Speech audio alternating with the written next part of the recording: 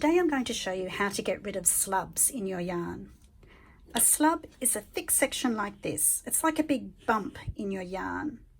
And it actually occurs as a result of uneven drafting. So if I've drafted a thin section of fibre and then a thick section, a slub like this will form.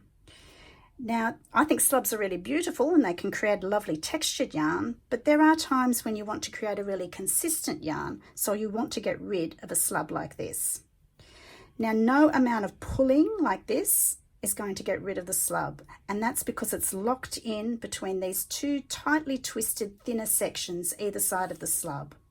And that's because twist will always travel to the thinnest sections of your yarn. So it's built up in this thin section, jumped over the thick section, and built up again in this thin section. So in order to access these fibres in here and thin them out, we actually need to untwist the fibres that are at either end of the slub.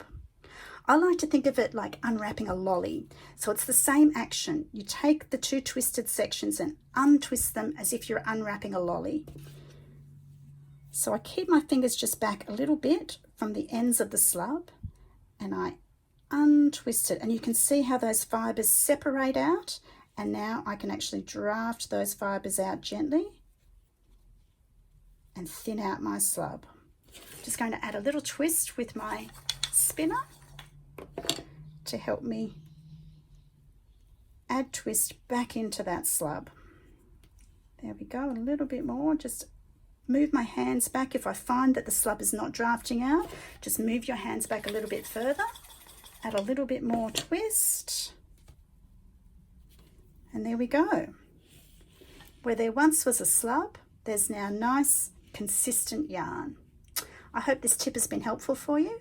If you'd like to see some more tips, head to my website, and happy spinning.